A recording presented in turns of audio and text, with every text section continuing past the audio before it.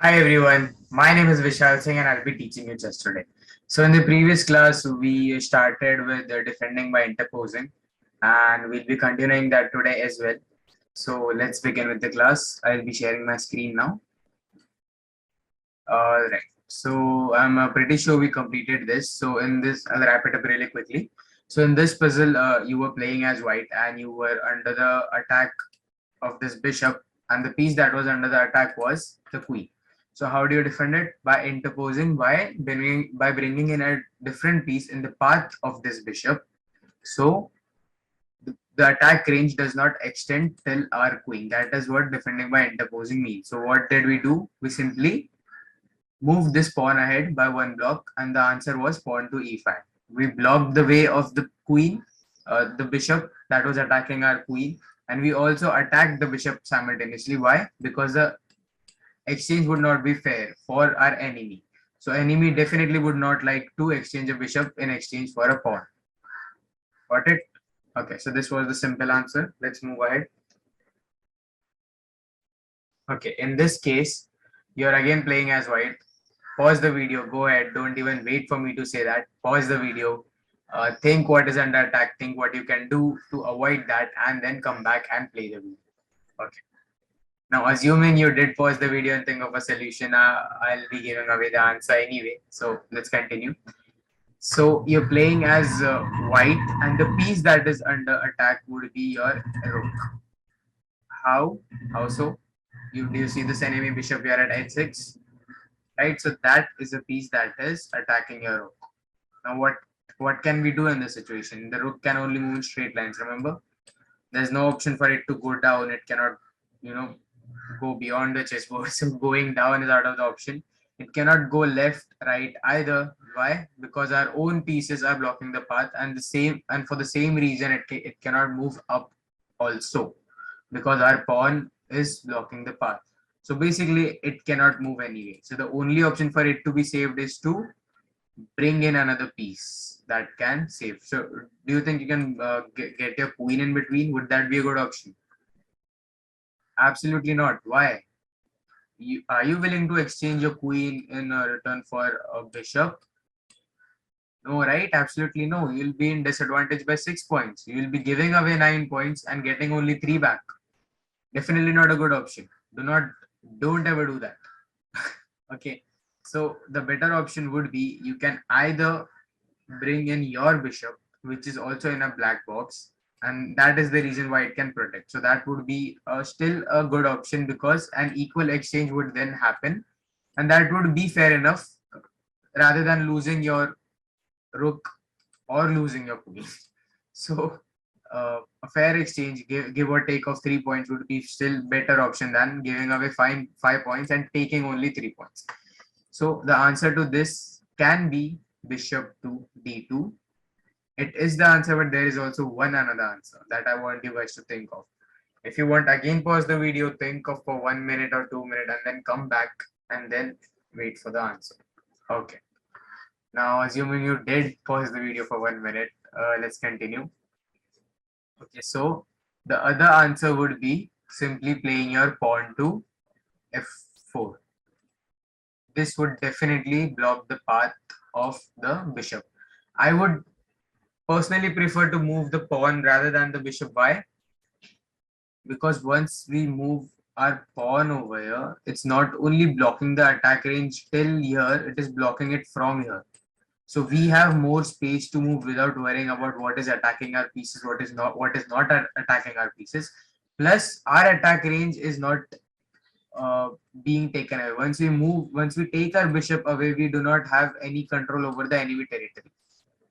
So if we take our bishop back, we lose what we had over here. Now the enemy can move freely over here. So if we let our bishop stay over here, the enemy has to be wary if whether to move the queen in the black boxes or not, whether to play the rook over here or not. So they have to be wary of this. Plus, we also blocked more of the enemy's attack range, meaning we can move freely over here. So personally, I would prefer to utilize the pawn over the bishop in this particular given situation.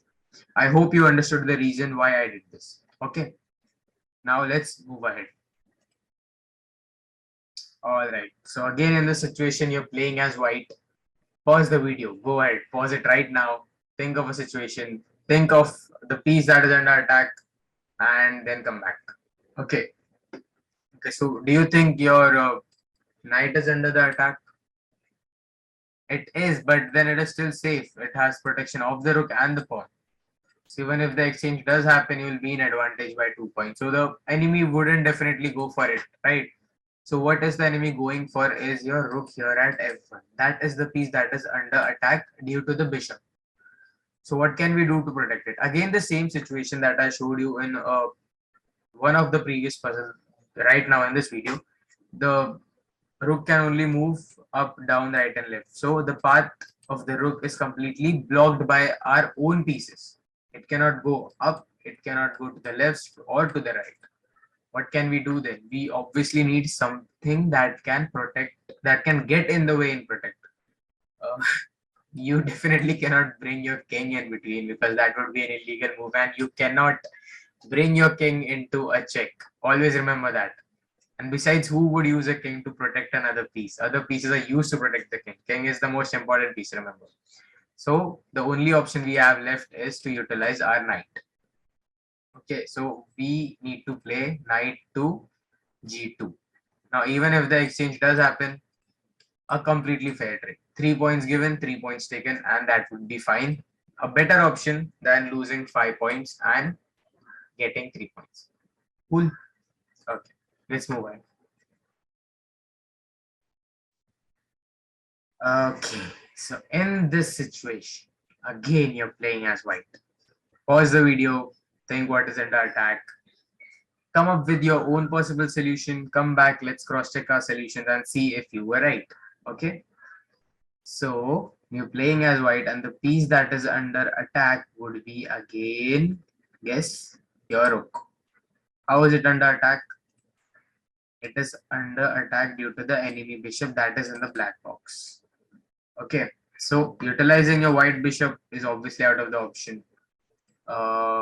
Utilizing your knight, not a viable option. Why? Because remember I told you in one of my very first previous videos that if your knight is in a black box, it can only jump to the white boxes around him. And if the knight is in a white box, it can only jump to the black boxes around him. Where is our knight at the moment? In a black box. So it will only jump to the white boxes around it. And we need to protect the path that is going through the black boxes. So utilizing a knight, again, not a good option. Definitely cannot bring your king in between. I told you why. So what can we do? We can utilize our pawn over here to block the path. Again, very simple solution, but you need to look carefully. It's not always the big pieces that make the show. You know, pawns are very important because they kind of form a chain and they're stronger together. So this is why pawns are very important. So the very simple answer to this situation is pawn to e3, and we have successfully blocked the path of the enemy bishop and saved our rook. By the way, rook couldn't move to the left also. Why? Because there are two rooks that could have easily captured our rook for free, and that would also give us a check, and then we had to move. Wait, I'll show you. Suppose we played b1. Okay, and the enemy rook then finally captures our rook. So the enemy plays rook to b1. Then we have to move out of the way. We cannot move towards the left. Remember, that would still be because this whole then a first rank is the attack range of the enemy rook. We need to move away. Oh, we cannot even do that. That would be a checkmate. You want to know why? Because the bishop has an attack range over this spot as well. So that would be devastating. So we just avoided a checkmate by utilizing this simple pawn. Got it? Okay, let's move on to the next one. So now here again you're playing as white. Pause the video and then come back. Now in this situation, there's not particularly a need to interpose, not particularly a need to. You're playing as white, by the way. Pause the video and think what is under attack and then come back. Okay. Now in this particular given situation, there's not, it's not absolutely needed. You need to get some other piece in between. We can escape still, because the piece that is under attack is your rook here at e2 that is being attacked by the enemy rook here at a2. So we can still escape. There are so many blocks we can escape. There are 1, 2, 3, and 4.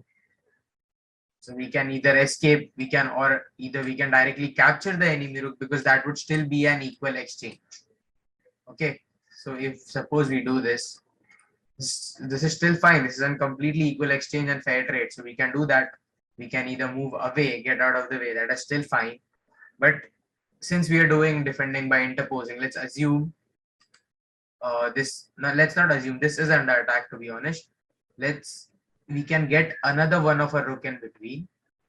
So the answer would be rook to c2, and then still an equal exchange would occur. So that is completely fine. Okay. So that was all for today. I hope you guys enjoyed, and I hope you guys learned something today as well. So I'll be seeing you in the next class. Bye. Have a nice day.